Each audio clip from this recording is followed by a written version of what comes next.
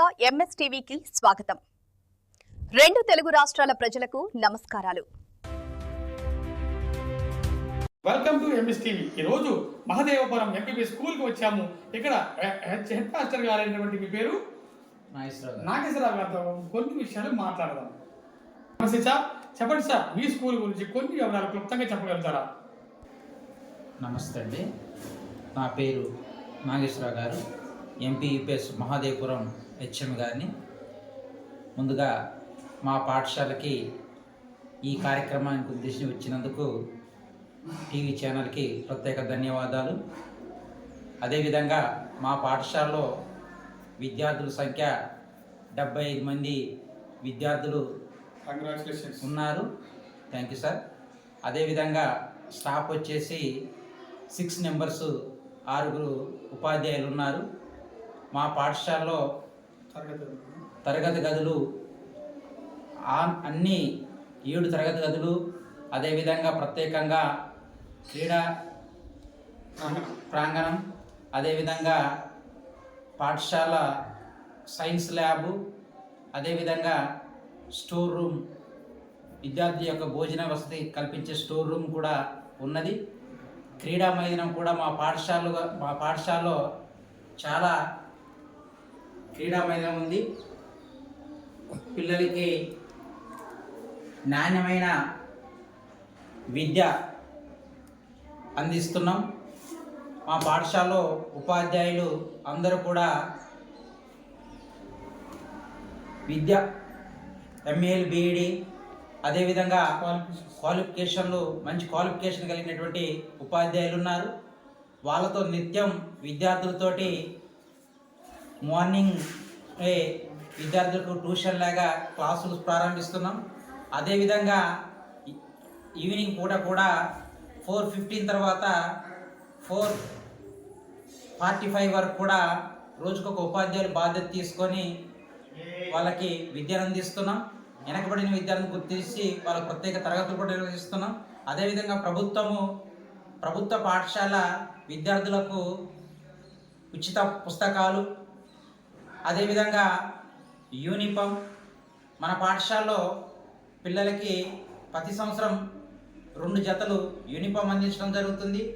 పాఠ్య పుస్తకాలు, అదేవిధంగా వర్క్ బుక్లు, అదేవిధంగా ప్రతి విద్యార్థికి నోట్స్లు కూడా ప్రభుత్వము సప్లై చేయటం అనేది జరుగుతుంది. ఓకే సార్, ఓకే, ఎక్విప్మెంట్ బాగుంది, మరి స్టాఫ్ బాగున్నారు, అంతా కూడా బాగుంది. ఓకే, మరి క్రీడలు కూడా ఏమైనా ప్రోత్సహిస్తున్నారా?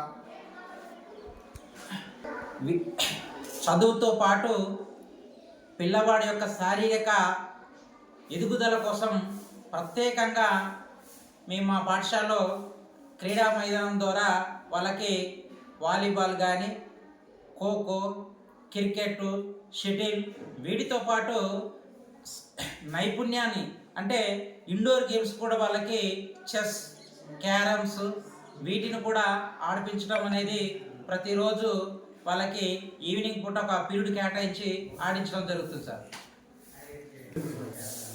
ఓకే సార్, ఆటలు కూడా బాగానే ఉన్నాయి. మరి ప్రభుత్వం ద్వారా మీరు ఎటువంటి లబ్ధి పొందుతున్నారు స్టూడెంట్స్? ప్రభుత్వం ద్వారా పిల్లలకు ఉచిత పాఠ్య పుస్తకాలు, ఎలాంటి రూపాయి ఖర్చు లేకుండా ఈరోజు ప్రైవేట్ స్కూళ్ళలో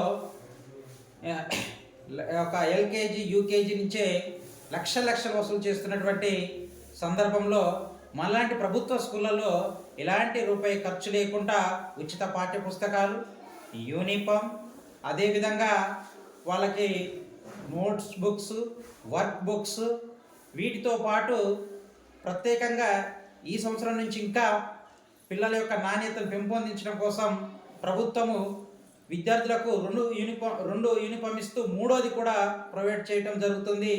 అదేవిధంగా పాలు, రాగి జావ 3 రోజులకి మనకి వారానికి 3 రోజులు గుడ్డు, అదేవిధంగా మండే సోమవారం నాడు కిచిడి, వెజిటేబుల్ కర్రీ, అదేవిధంగా ఎగ్గు, అదేవిధంగా బుధవారం మళ్ళీ ఎగ్గు, అదేవిధంగా శుక్రవారం ఎగ్గు, మిగతా రిమైనింగ్ 3 రోజులు ఏవైతే ఉన్నాయో వాటిలో రాగి జావ పోషక ఇలాంటి మనలాంటి ఏజెన్సీ ప్రాంతంలో రక్తహీనత ఉన్న పిల్లలు ఎక్కువగా ఉంటారు కాబట్టి దాన్ని పెంపొందించిన ప్రభుత్వం ఒక గొప్ప కార్యక్రమం చేపట్టిన దాంట్లో రాగి జావ వచ్చే అకాడమిక్ ఇయర్ నుంచి ఇంకా మనకి పాలు కూడా ఉత్పత్తి చేస్తూ ఉంటుంది. ప్రత్యేకంగా ధన్యవాదాలు. చాలా సంతోషంగా అండి. ఈ మెను మంచి హెల్త్ ఫుడ్ ప్రొవైడ్ చేస్తున్నందుకు ముందు ప్రత్యేకంగా ప్రభుత్వానికి నేను చాలా సంతోషపడుతున్నాము.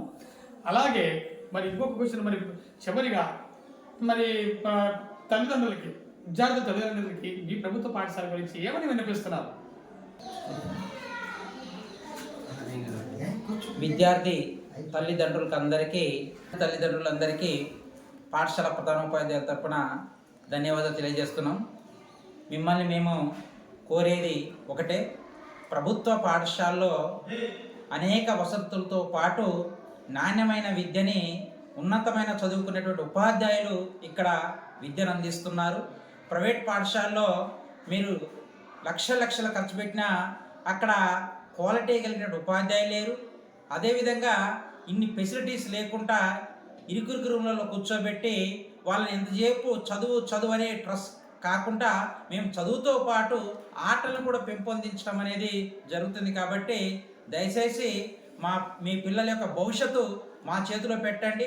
వాళ్ళని ఉన్నతమైనటువంటి శిఖరాలకు తీసుకెళ్లే బాధ్యత మా భుజస్కంధాల మీద వేసి నిరంతరం మన పిల్లల కోసం మేము పాటుపడతామని మనవి చేస్తూ, ఈ వచ్చే విద్యా సంవత్సరం ఇంకా పిల్లల్ని ప్రభుత్వ పాఠశాల పంపించి ఇంకా బలోపేతం చేయవలసిందిగా ఈ తరపున ప్రత్యేక ధన్యవాదాలు తెలియజేస్తూ, ఈ ఛానల్కి మన యొక్క ఆవేదన తెలియజేసినందుకు వీళ్ళకు కూడా ప్రత్యేకమైనటువంటి అభినందనలు తెలియజేస్తూ థ్యాంక్ యూ.